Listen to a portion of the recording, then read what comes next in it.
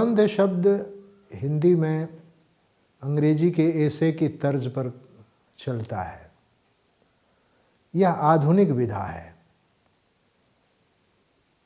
कहा जाता है कि जो आलोचनात्मक या समीक्षात्मक श्रेणी में जो लेख नहीं आते उन्हें निबंध कहा जाता है।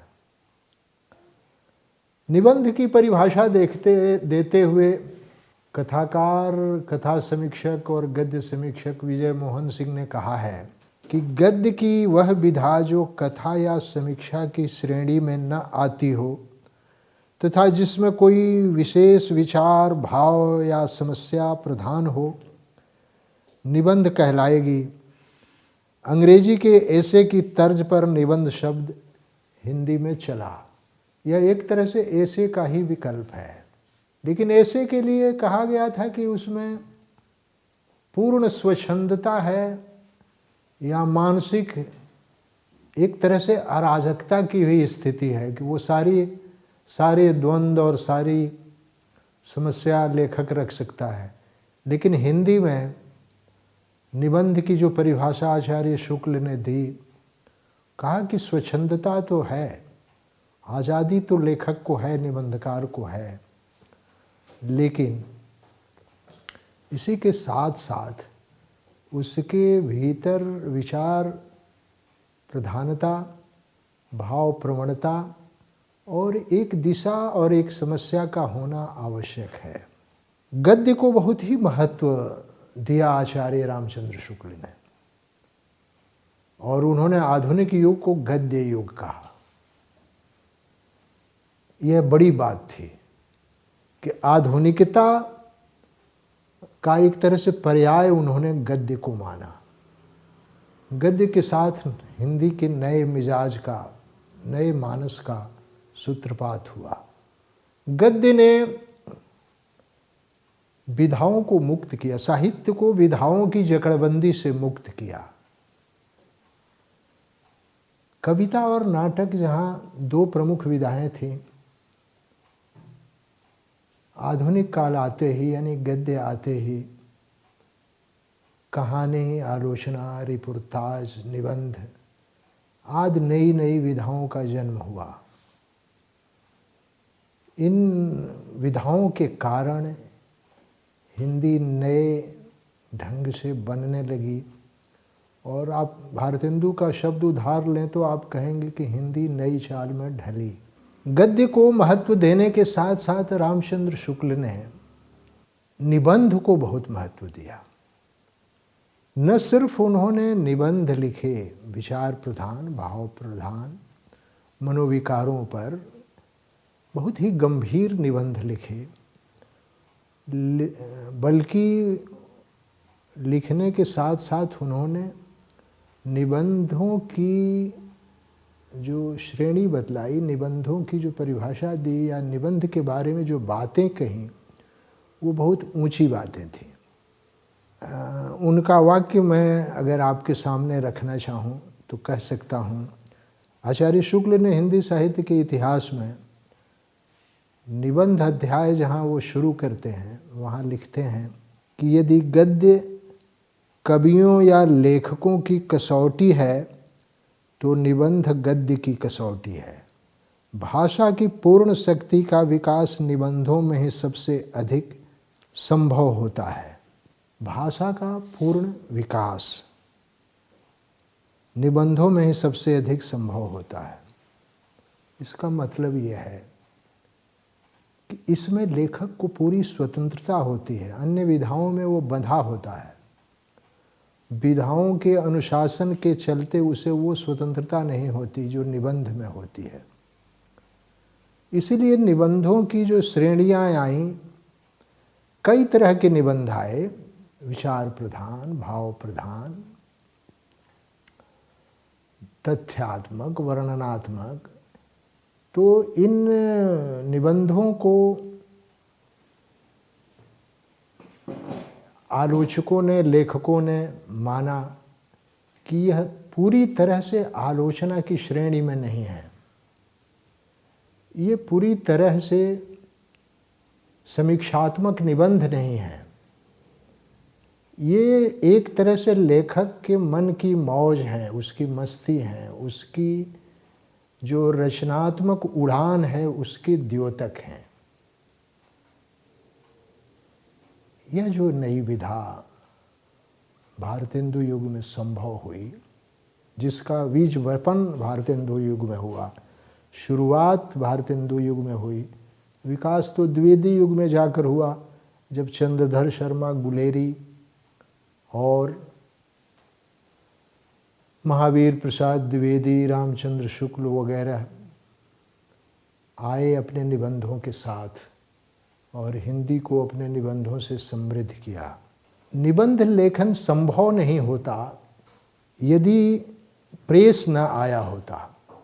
प्रेस आने के साथ गद्य माध्यम बना साहित्य का, और प्रेस के आने के साथ जब गद्य माध्यम बना तो उसी के साथ कई अन्य विधाओं का जन्म भी हुआ। जैसा कि मैंने कहा कि उपन्यास, आलोचना, निबंध, यात्रा संस्मरण, जीवनी आदि विधाएं अस्तित्व में आईं। इन विधाओं ने साहित्य में एक अलग चमक पैदा की, अलग तरह की क्रांति पैदा की। साहित्य में स्वतंत्रता का, स्वतंत्र मिजाज का प्रवेश हुआ, स्वतंत्र चिंतन का प्रवेश हुआ। कविता से लेकर कहानी तक, यात्रा संस्मरण से लेकर निबंध तक आधुनिक चेतना का प्रसार दिखाई देने लगा। तो ये संभव हुआ गद्य के कारण, और गद्य संभव हुआ प्रेस के कारण। गद्य के साथ जो अनेक नई विधाएं आईं, उससे आधुनिकता का प्रवेश संभव हुआ। आधुनिकता जब हम कहते हैं तो आधुनिकता का मतलब है कि मध्यकालीन मानसिकता से और मध्यकालीन बोध से मुक्ति, और उस मुक्ति के बाद नए युग में प्रवेश, यह आधुनिकता है। मध्यकालीनता के केंद्र में, मध्यकालीन बोध के केंद्र में जहाँ मुख्य रूप से आस्था थी, वहीं आधुनिकता के केंद्र में मुख्य रूप से प्रश्नाकुलता है। मध्यकालीन बोध के केंद्र में जहाँ मुख्य रूप से ईश्वर था, मनुष्य की आस्था थी, उसकी जगह आधुनिकता के केंद्र में प्रश्नाकुलता और मनुष्य उसके केंद्र में आ गया। इस तरह से आधुनिक मिजाज का, आधुनिक मानस का, आधुनिक युग का शुभारंभ हुआ। इस आधुनिक मिजाज ने, आधुनिक युग ने नए तरह से साहित्य को रचने का और नए तरह से साहित्य को देखने का एक सिलसिला विकसित किया। उस सिलसिले का नाम है निबंध। निबंधों का जन्म, जैसा कि मैंने कहा, कि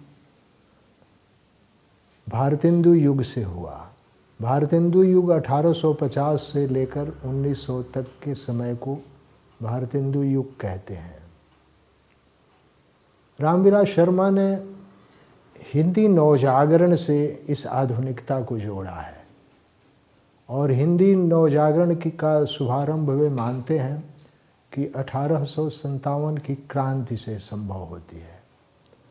रामविलास शर्मा ने यह भी किया कि उन्होंने बंगला नवजागरण, मराठी नवजागरण आदि की जो प्रेरणा थी, आदि का जो प्रभाव था, और उस प्रभाव के आलोक में हम हिंदी प्रदेशों को और हिंदी प्रदेशों के जागरण को देखते थे। उसकी जगह उन्होंने 1857 की क्रांति को केंद्र में रखा और बतलाया कि 1857 की जो स्वातंत्र चेतना है, उस चेतना का ज़बरदस्त प्रभाव हिंदी भाषा, हिंदी साहित्य, हिंदी समाज पर पड़ा। यह प्रभाव न होता यदि 1857 की घटना ना घटी होती। तो ये सब सही है कि तकनीकी तौर पर प्रेस का आना, रेलगाड़ियों का चलना, समाचार पत्र पत्रिकाओं का निकलना, ये संभव हुआ और इनके संभव होने के कारण साहित्य में नई नई विधाओं का जन्म हुआ।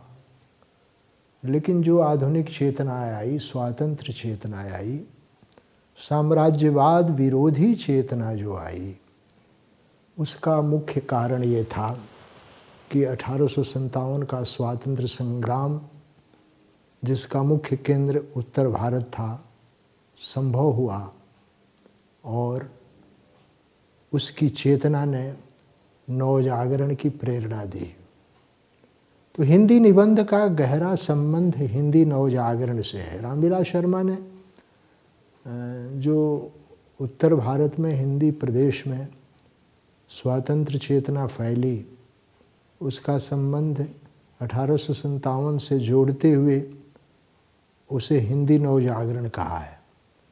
हिंदी नवजागरण को लेकर बहस है, कुछ लोग इसे उपयुक्त पद नहीं मानते, लेकिन रामविलास शर्मा ने उस ज़माने की पत्र पत्रिकाओं की भूमिका को रेखांकित किया है और बतलाया है कि कैसे जनता में जन जागरण का काम ये पत्रिकाएं कर रही थी। लेखकों की भूमिका का आकलन किया है रामविलास शर्मा ने और बतलाया है कि ये लेखक किस तरह से जन जागरण का काम कर रहे थे। भारतेंदु युग और उनके साहित्य का मूल्यांकन करते हुए उन्होंने हिंदी नवजागरण की समस्या पर विचार किया और हिंदी नवजागरण के महत्व को बतलाया और बतलाया कि न सिर्फ भारतेंदु बल्कि भारतेंदु काल के अन्य लेखक इस चेतना से प्रभावित हैं।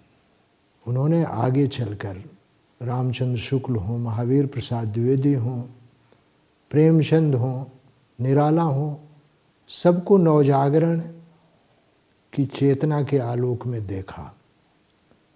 इसीलिए वो उनका ये प्रसिद्ध वाक्य है, जब वो कहते हैं निराला के बारे में कि ऐसा लगता है जैसे 1857 का कोई सिपाही तलवार की जगह कलम लेकर साहित्य के क्षेत्र में आ गया हो। ये बहुत महत्वपूर्ण बात है कि 1857 का कोई सिपाही तलवार की जगह कलम लेकर साहित्य के मैदान में आए। इसका मतलब यह है कि वो चेतना ज़बरदस्त रूप में आई। वो संघर्ष जो तलवार के साथ हुआ था, वही संघर्ष कलम के साथ होने लगा और इसकी विधिवत शुरुआत भारतेंदु काल में हुई।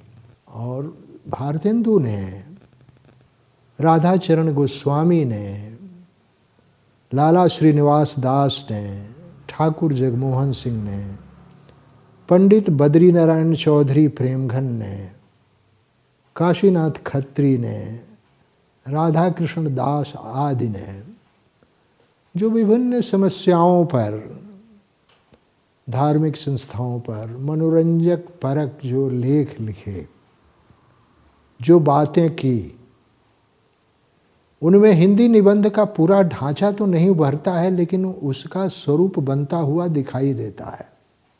भारतेंदु ने अन्य लेखकों को भी प्रेरित किया लिखने के लिए और स्वयं लिखा। तो इस युग के निबंधकारों को अगर आप देखेंगे तो यही नाम आते हैं। हिंदी में जो निबंधकार बाद में पैदा हुए, मसलन चंद्रधर शर्मा गुलेरी, महावीर प्रसाद द्विवेदी, रामचंद्र शुक्ल, हजारी प्रसाद द्विवेदी, इनके निबंधों में निबंध विधा का पूर्ण विकास दिखाई देता है, लेकिन उसका शुभारंभ भारतेंदु युग में हो जाता है।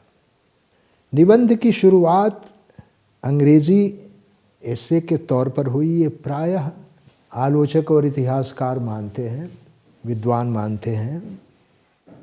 हिंदी गद्य के एक प्रतिष्ठित आलोचक विजय मोहन सिंह का कहना है कि हिंदी में निबंधों की शुरुआत यद्यपि हो चुकी थी, हो चुकी थी कब? भारतेंदु युग में। किंतु वे सामान्यतः समाज सुधार परक हुआ करते थे। वे या तो बाल विवाह, स्त्री शिक्षा आदि विषयों पर हुआ करते थे, अथवा होली, दिवाली, दशहरा आदि पर्वों तथा उत्सवों पर लिखे जाते थे। भारतेंदु ने स्त्री सेवा पद्धति, ईश्वर बड़ा विलक्षण है, भारतवर्ष की उन्नति कैसे हो सकती है, खुशी तथा सरयू पार की यात्रा आदि बहुत अच्छे निबंध लिखे थे। किंतु साहित्य समीक्षा के बीज निबंधों में ही छिपे रहते हैं, जिन्हें हम भारतेंदु के निबंधों में देख सकते हैं। हिंदी कविता, हिंदी भाषा, तरंगिणी की समालोचना, रामायण का समय तथा नाटक आदि ऐसे ही निबंध हैं। उस समय के सबसे सुविचारित तथा गंभीर निबंध बालकृष्ण भट्ट ने लिखे। प्रताप नारायण मिश्र भी भारतेंदु युग के महत्वपूर्ण निबंधकार माने जाते हैं। इसी के साथ विजय मोहन जी ने यह बताने की कोशिश की है कि उस ज़माने में जो निबंध लिखे गए उसमें साहित्यिक समालोचना के बीज छिपे हुए थे, लेकिन आगे चलकर साहित्यिक समालोचना को निबंधों से अलग कर दिया गया। जैसे रामचंद्र शुक्ल ने जायसी पर, सूरदास पर और तुलसीदास पर लंबे लंबे निबंध लिखे। शुरुआत में उन्हें निबंध कहा गया, लेकिन अंततः उन्हें समालोचना की कोटि में रखा गया, उन्हें निबंधों की कोटि में नहीं रखा गया। निबंधों की कोटि में उनके चिंतामणि के निबंध रखे गए, जो लोभ और प्रीति, श्रद्धा और भक्ति आदि मनोविकारों पर लिखे गए थे, या कुछ कविता क्या है जैसे विषय पर, उन्हें निबंध कहा गया। उनमें साहित्यिकता, साहित्यिक समालोचना का भी अंश था, लेकिन वो मुख्य रूप से लेखक के, एक शब्द लेकर कहें कि मनमौजी बौद्धिक विचरण का क्षेत्र था, जिसमें जाकर के लेखक ने अपने मन से उस विषय को देखने का प्रयत्न किया। किसी अनुशासन में, समालोचना के अनुशासन में या कहानी, कविता, नाटक के अनुशासन में बंध कर बात करने की बाध्यता उसके सामने नहीं रही। भारतेंदु युग के जो निबंधकार हुए, मैंने जैसा कि बताया कि भारतेंदु हरिश्चंद्र स्वयं थे, राधाचरण गोस्वामी थे, लाला श्रीनिवास दास थे, ठाकुर जगमोहन सिंह थे, पंडित बद्री नारायण चौधरी प्रेमघन थे, राधा कृष्ण दास आदि थे। इन लोगों ने भारतेंदु युग में और भारतेंदु के साथ निबंधों की शुरुआत की। भारतेंदु के जो निबंध प्रसिद्ध हुए, या आप कह सकते हैं कि निबंधों की श्रेणी में जो उनका लेखन कार्य रखा जाता है, वो है इंग्लैंड और भारतवर्ष, हम मूर्ति पूजक हैं, श्रुति रहस्य, एक अपूर्व स्वप्न, सूर्योदय, होली, त्योहार, भूकंप, मित्रता, खुशी, अपव्यय, संगीत सार, सूरदास, बंग भाषा की कविता, सरयू पार की यात्रा आदि, और भी बहुत सारे सामयिक और साहित्यिक निबंध उन्होंने लिखे। ये जो यहाँ मैंने निबंधों का जो शीर्षक पेश किए, नाम पेश किए, उससे पता चलता है कि कितने विषयों पर वो, उसमें साहित्यिक भी है, सामयिक भी है, तीज त्योहार से भी संबंधित है, मेले ठेले से भी संबंधित है। ऐसे विषयों पर भारतेंदु ने निबंध लिखे और एक शुरुआत की। आगे चलकर निबंध की जो कोटि आप रामचंद्र शुक्ल के साथ या हजारी प्रसाद द्विवेदी के साथ या कुबेरनाथ राय के साथ आप देखते हैं, वह कोटि या वो गुणवत्ता भारतेंदु के निबंधों में नहीं है। आप कह सकते हैं कि वो प्रारंभ काल है निबंधों का। भारतेंदु के बाद जो निबंधकार आए वे हैं राधा चरण गोस्वामी। इन्होंने तरह तरह के विषयों पर निबंध लिखे और निबंध के क्षेत्र में कार्य किया। इनके बाद आप नाम ले सकते हैं लाला श्रीनिवास दास का। यूँ तो लाला श्रीनिवास दास उपन्यासकार थे, लेकिन उपन्यास के साथ उन्होंने निबंध भी लिखे। ठाकुर जगमोहन सिंह भी उपन्यासकार थे। श्यामा स्वप्न, आप इसकी चर्चा सुनते हैं, समय मिले तो पढ़ें हम इसे। ठाकुर जगमोहन सिंह ने, प्रताप नारायण मिश्र ने, पंडित बद्री नारायण चौधरी प्रेमघन ने आनंद कादम्बिनी नाम से पत्रिका निकाली और आनंद कादम्बिनी में तरह तरह के लेख लिखे और कई विषयों पर लिखे। तत्सम प्रधान शीर्षक रखने वाले प्रेमघन जी ने भारतेंदु के प्रयत्न को आगे बढ़ाया और उसे एक ऊंचाई देने का काम किया। प्रेमघन जी ने हिंदी साहित्य में एक विशेष किंतु विलक्षण शैली को अपनाया। यह बात भी उल्लेखनीय है कि कुछ विद्वान इन्हें और इनके पत्र आनंद कादम्बिनी को आलोचनात्मक लेखों में अग्रणी मानते हैं। अब यहाँ निबंध और आलोचनात्मक निबंध, इसमें फ़र्क किया गया है। इस फ़र्क को ध्यान करते हुए हिंदी निबंध की यात्रा पर आप विचार करें तो आप पाएंगे कि भारतेंदु युग जो आधुनिक काल का प्रारंभिक चरण है, जो आधुनिक चेतना को हिंदी में लाने का एक तरह से गेटवे है और जहाँ तरह तरह की विधाएं जन्म लेती हैं और तरह तरह के प्रयत्न होते हैं, उन्हीं प्रयत्नों में से एक प्रयत्न है निबंध लेखन की शुरुआत करना। जैसा कि कहा कि निबंध साहित्य की नवीन विधा है। ये अंग्रेज़ी की तर्ज पर बेकन माने जाते हैं, अंग्रेज़ी के निबंधकार। उनका अनुवाद किया महावीर प्रसाद द्विवेदी ने और परिचित कराया कि निबंध कैसे लिखे जाएं।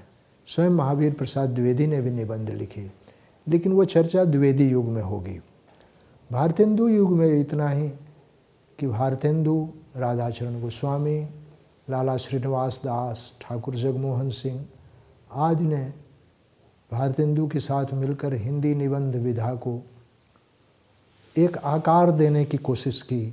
यद्यपि परिपक्वता की वहाँ कमी है, उसमें विषय भी काफ़ी वैविध्यपूर्ण हैं और तय नहीं है कि साहित्यिक समालोचना और निबंधों की स्वच्छंदता जो है सब कुछ मिला जुला है। लेकिन निबंध की शुरुआत होती है भारतेंदु युग से। और चूँकि भारतेंदु युग आधुनिकता का युग है, आधुनिकता जिसके केंद्र में मनुष्य है, उसकी शुरुआत निबंध में भी होती है और निबंध मनुष्य की और मानवीय समस्याओं को लेकर शुरू होते हैं और मनुष्य की समस्याओं को, समाज की समस्याओं को वे केंद्र में रखते हैं। हिंदी निबंध पर विचार करते हुए, हिंदी निबंध को पढ़ते हुए इन सारी बातों पर ध्यान देना चाहिए।